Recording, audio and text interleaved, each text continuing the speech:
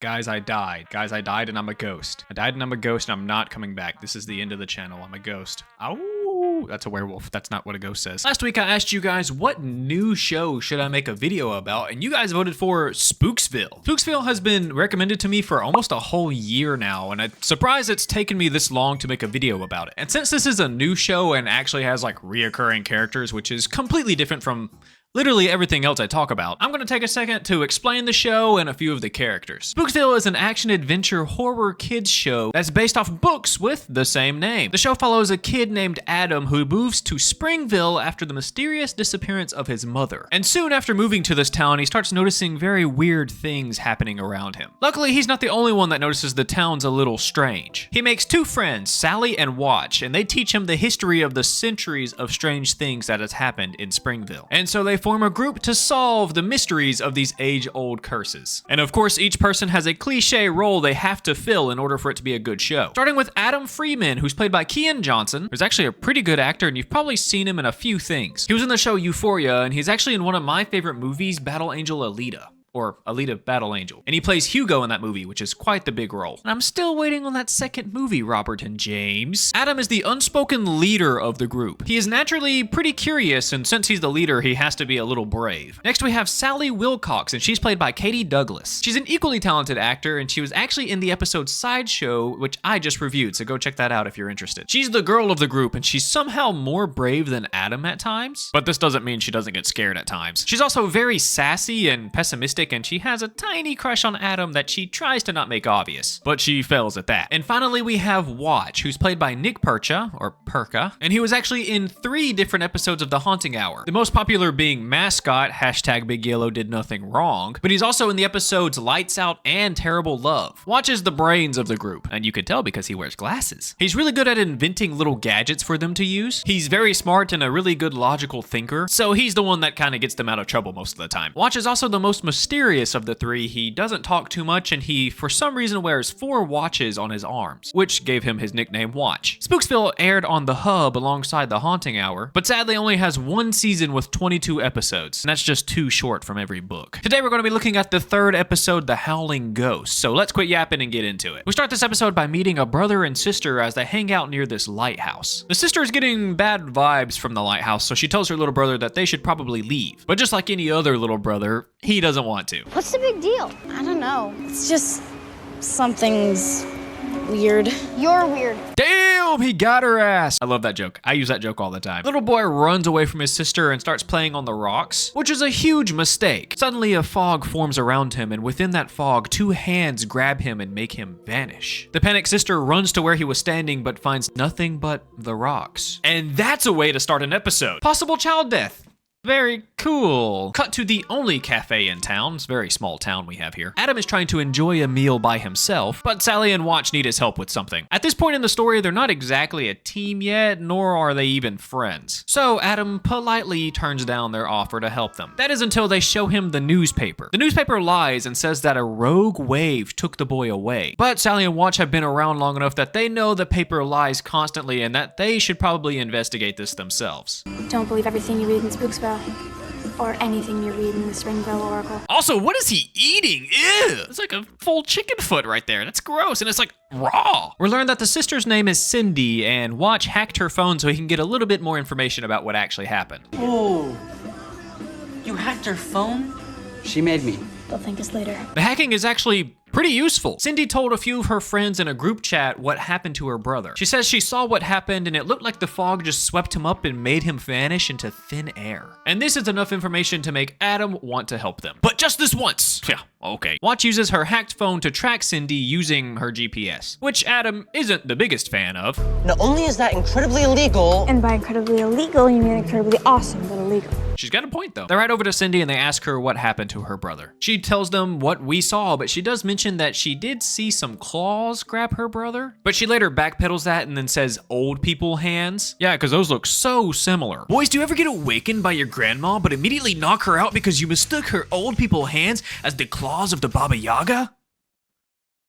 Yeah, no, me neither. We learned that weird stuff has been happening to Cindy since before she moved to Spooksville. Her father sadly passed away, and ever since then, her mother has had a hard time finding work, so they had to move to Springville into their father's old house. And ever since her dad's passing, very strange things have been happening to the family. But right now, all she's worried about is getting her brother back. Adam, who is still trying to find his mother who disappeared, sympathizes with Cindy, and he knows what she's feeling right now, so he gladly helps her find her little brother, Neil. His name is Neil, by the way, I forgot to mention that. The group take a look at the rock where Neil disappeared, and using his massive brain, Watch discovers that Neil would have been pushed ashore, not taken further into sea. Spooksville weirdness is afoot. And while they look around for clues, Sally notices a necklace laying on the ground. And when she picks it up, the same fog swoops in and the same hands grab at the necklace. They almost take Sally, but luckily Watch and Adam were nearby and they save her. They play a small game of tug of war with the ghost until the ghost wins and takes the necklace away. Watch mentions that this isn't a normal ghost. He says that usually ghosts are just apparitions that we see, but this one can actually grab people and objects and has a physical form. And the only way they can do something like this is if they're linked to the location. But which location?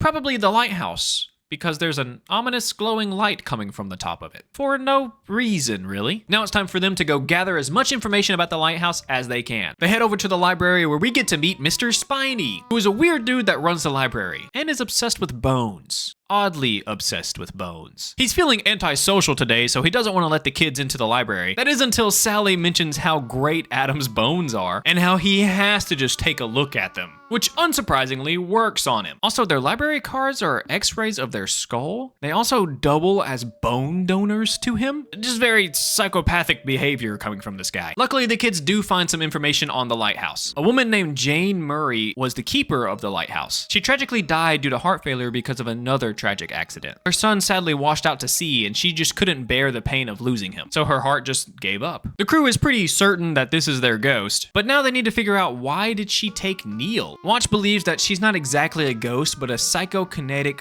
echo. She had such a tragic event happen to her and she died so suddenly that she still has some business to do on Earth before she can go. At first they believe it's because she's trying to find somebody to replace her son, but if that was the case, then she would have been taking kids more often throughout the years. Sally points out that she seemed to want the necklace more than Sally on the rocks, and she's kind of jealous that the ghost wanted the necklace more than her. Who chooses cheap jewelry over... Adam decides that this is a little too much for them and that they should probably call the cops, who are no help. The police can't just hang up, can they? Wow, they have shitty cops there. Adam isn't gonna let this stop him though, so he grabs his things and they all head over to the lighthouse to investigate it themselves. They enter the lighthouse and it is exactly how you think it's gonna be. Dusty, dirty, and covered in cobwebs. But nothing too out of the usual. That is until... Oh, they're just bones. Hey, maybe you guys should give those bones to the library guys. Oh my god, there's a ghost! Wait, her hands kind of do look like claws. Damn, I need to apologize to Cindy. They try to stay calm and exit the lighthouse, but no matter where they go, the ghost stops them. Terrified, they all stand back to back and try to figure out a way to escape. This psychokinetic phenomena scares the ectoplasm out of me. You, bro, what? While they're trying to think of a plan, they hear Neil upstairs, so they decide to go help him first and then try to escape. Sally and Watch are gonna run up the lighthouse stairs. Oof, good luck, lighthouse stairs suck. While Adam stays behind and distracts the ghost, which he does by just plain on insulting it multiple times. Hey, shrunken applehead doll! Keep howling and you get the SPCA out here. Real smooth, guy, real smooth. But it works, I guess. Sally makes it all the way to the top of the lighthouse to find Neil tied down to a chair, as Watch gets distracted by a few of the museum posters downstairs. Specifically this one with Jane and her son that they saw earlier. But that doesn't last long because Sally runs back down and asks him for some help. And while they try to untie him, Adam makes his way all the way to the very top of the lighthouse where the lamp is, with the ghost following close behind. He locks the ghost out of the room, and after a while of beating at the trap door, it gives up. Or does it? The ghost traps Adam up there with the lamp and circles him to keep him exactly where she wants him. Sally and Watch have a pretty difficult time untying Neil. It takes so long that the ghost almost catches them in the room. Luckily, after a long while, they finally get him untied, but as they do this, Neil notices that his necklace is missing. The same necklace that Sally found earlier in the episode. And we learned that it was actually Neil's dad's necklace. His dad was an orphan, and the necklace was the only thing that he had from his original parents. And he gave the necklace to Neil before he passed away. So he's not going anywhere without it. Luckily, Sally finds this necklace pretty quickly and puts it around Neil's neck, and just in time for Adam to join them in the room below. He tries to get him to run away from the ghost, but she's a little quicker than he thought. But luckily for the kids, she doesn't want them, she wants the necklace. This is when Watch finally puts the puzzle pieces together and tells her the truth. Neil is actually the ghost's grandson. We learned earlier in the episode that the waves aren't strong enough to push anybody deeper into the ocean, only push them to shore. So her son must have hit his head on something and then got pushed to shore, where he was found by another family, adopted, and grew up without her. He had 2 kids, and one of the kids was Neil, and that's how Neil got her beloved necklace. Luckily, the ghost believes him and releases the necklace. They tell the ghost that her son has already passed away and he's waiting on her on the other side, so she can finally go rest in peace, which she gladly does. And I know what you're thinking. How the hell did he know that? Well, in the picture he was looking at earlier, he notices that the little boy is wearing the same necklace. And using context clues given to him from Neil and his sister Cindy, he deduced that they had to be related. He figured out that the father and the little boy had to be the same person. Told you guys he was smart. The crew take Neil home, and as Sally walks him to the door, Adam and Watch have a small conversation. Watch knew that Adam would be willing to help them with this because he knows that Adam and Cindy are going through the same situation. But all Adam wanted to know is if this investigation could possibly help him find his mom. And Watch tells Adam that he researches everything all the time as much as he can. But sadly, it looks like this time, this disappearance isn't connected to his mom. Which is sad, but Adam just feels good that he helped somebody come home. Adam gets prepared to leave, but finally admits that he's their friend by just one simple phrase. See you tomorrow.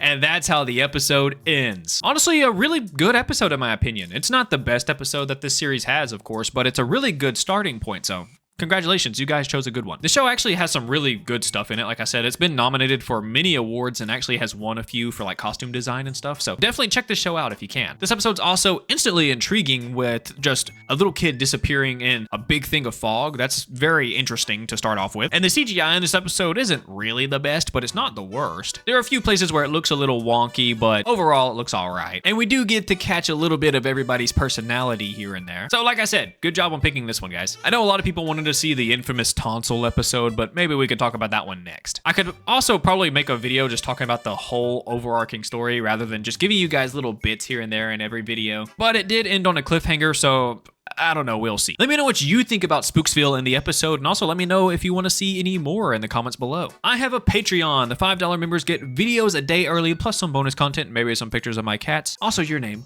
right here on screen. Like the video if you liked the video. Thank you for watching the video all the way through. I appreciate you all, and peace.